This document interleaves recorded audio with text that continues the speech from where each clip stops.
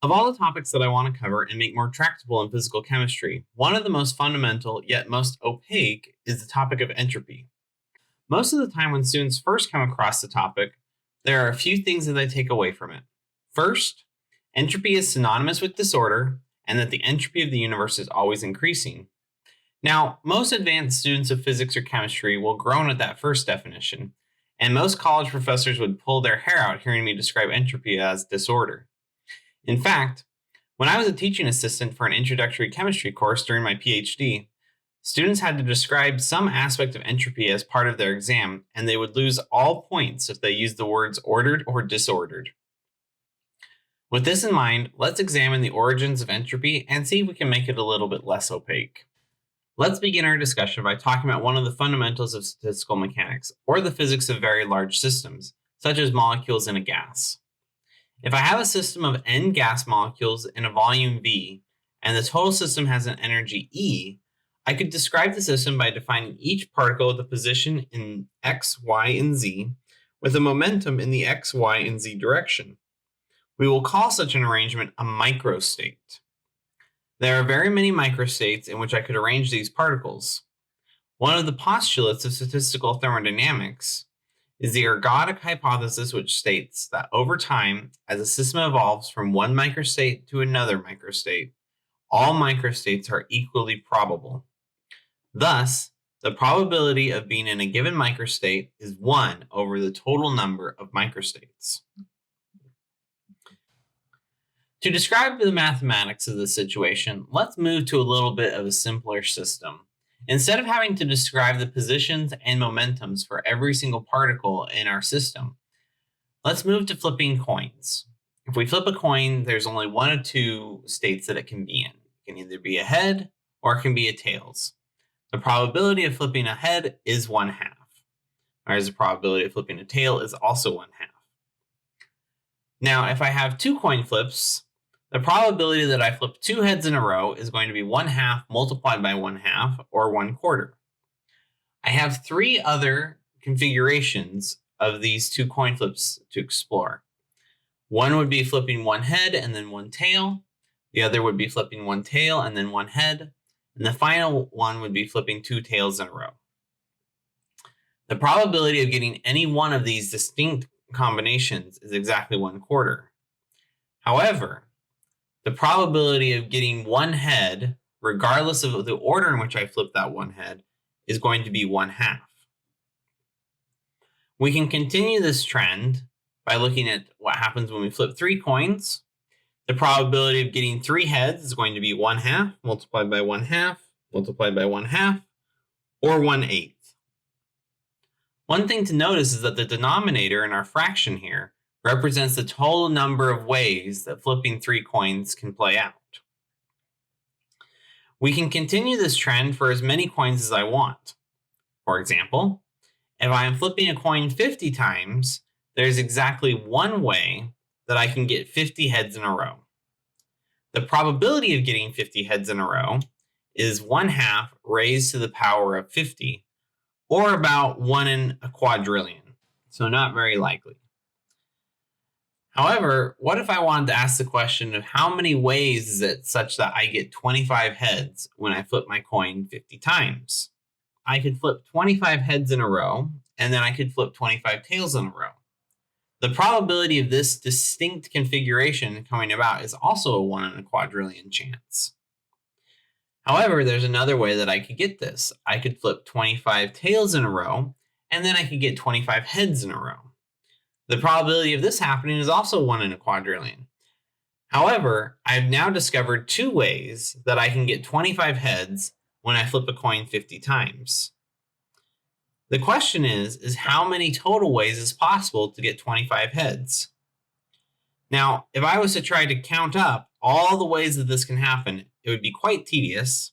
So fortunately, we can turn to mathematics to tell us how many ways we can do this in the combination formula. For this combination formula, we're going to begin with the number of times that we will perform the coin flip in the numerator, and we're going to take the factorial of it. The factorial is where you take a number and you multiply it by all the integers lower than that number until you get to 1. We are then going to divide this number by the factorial of the specific outcomes that we want. Just as a side note, the factorial of 0 is defined as 1. We can verify that this combination formula works by manually calculating the number of ways that we can get a certain number of heads for 4 coin flips, and then using the formula to get these same numbers. As you can see, we first determine all the combinations and count the number of heads in each, and we see that the formula predicts this calculation. So we can extend this to doing something that would be much harder to do by hand, for example, 50 coin flips. And from the formula, if I want to know the number of ways that I can get 50 heads, I would take 50 factorial divided by 50 factorial times 0 factorial. And as you can see, there's only one way that this is possible to get our 50 heads in a row. However, if we want the number of ways that we can get 25 heads, what we're going to do is we're going to take 50 factorial, divide that by 25 factorial, the number of heads, multiplied by 25 factorial, which will be the number of tails. If we do this calculation, we see that the number that we get out is quite large, about 1 times 10 to the 15. But this number is still quite a bit smaller than our total number of combinations that we have, which we get by taking 2 and raising it to the power of 50. However, if we want to ask what the probability of getting 25 heads is, we take the smaller number divided by the larger number, and we get that there's about 11.2% chance that we would get 25 heads if we flip a coin 50 times. We can then go through and we can redo this calculation for 24 heads and 26 heads, and we find that we have a 10.8% chance for either of these outcomes occurring. For 23 heads and 27 heads, the probability of this happening is 9.6%. And if you continue to go down to calculate each number of possible heads for our 50 flips, as we move away from 25 heads, the probability is going to get smaller and smaller. If I plot the probability of getting a certain number of heads that we get from flipping our coin 50 times as a function of the number of heads, I can construct what is known as a probability distribution function. As a side note, the area under a probability distribution function must be 1 because the probability of getting some value has to be 1. This function can be useful if I want to determine the probability of getting a number between two values, or a number less than a certain value, or getting a number that is not a certain value. Now, before we did any calculations, if I was to ask what is the most likely outcome of flipping 50 coins, how many heads am I likely to get? Because each coin flip has a 50-50 chance of giving you a head, you would expect that the most likely outcome would be 25 heads. And this is the case. For any specific number of heads, it's most likely that we will get 25. Now, if we plot all of these options, we're going to see that we get something that looks like a Gaussian bell curve. Now, if I plot several different numbers of coin flips, maybe starting from our option of having just 4 coin flips and going up and up, you'll see a couple of interesting things. I can standardize the x-axis by dividing the number of heads by the total number of coin flips, and you'll see that as we increase the number of heads, the width of our curve on this x-axis is going to get much, much tighter. And this is the probability distribution functioning narrowing based on the laws of large numbers.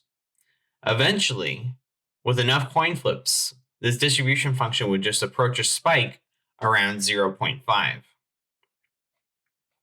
From this illustration, we can make an analogous claim regarding our box of particles.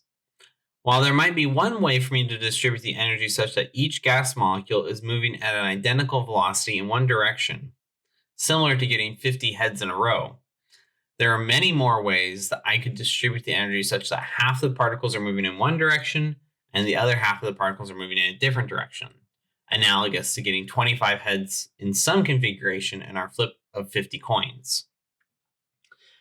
The probability of getting a very ordered state, such as all the particles moving in one direction or all the particles moving to one half of the box, is much less than the probability of getting some microstate that appears to be disordered, such that these highly ordered microstates are not likely to be observed over the lifetime of the universe.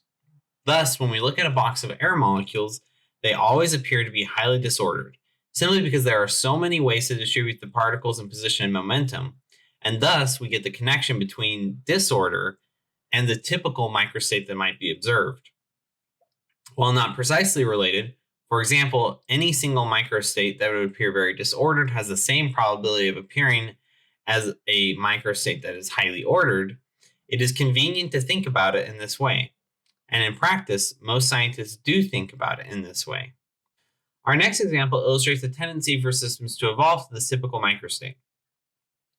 Suppose that I have a box containing two halves separated by an impenetrable barrier, and in one half I have filled it with gas molecules, and in the other half there is only a vacuum. At this point, my system has a certain number of microstates, and the position of my particles is constrained to only half of the volume. However, if I remove the barrier, the molecules of my gas are free to move throughout the entire volume, increasing the number of positions they can take significantly. This increases the number of ways that the system can be arranged, and by the ergodic hypothesis, the system can explore all of these possibilities.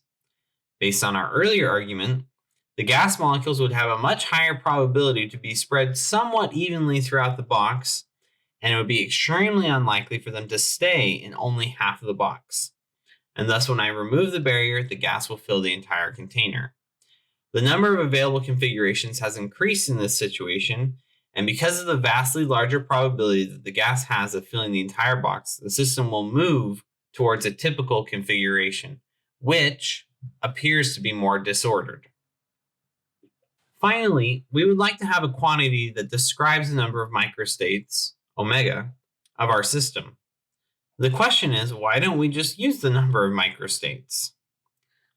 Suppose that I'm working with a system A with an omega A, and a second system that is identical to A, let's call it A prime, that also has an omega A.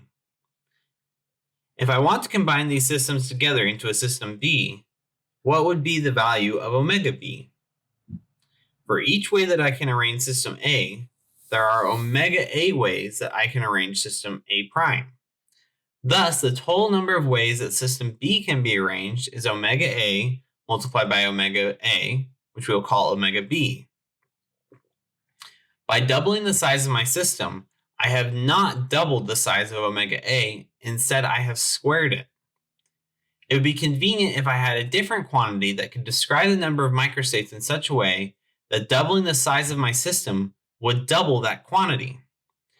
I would also want the quantity to be a function of the number of microstates, such that increasing the number of microstates increases the value of that function, or that function would be monotonic. Monotonic is just a fancy word that means that the slope of the function never changes sign. It is either always positive or it is always negative, although it could be zero at some point. The most convenient way to achieve this is such that I have some quantity that is a natural log of the number of microstates.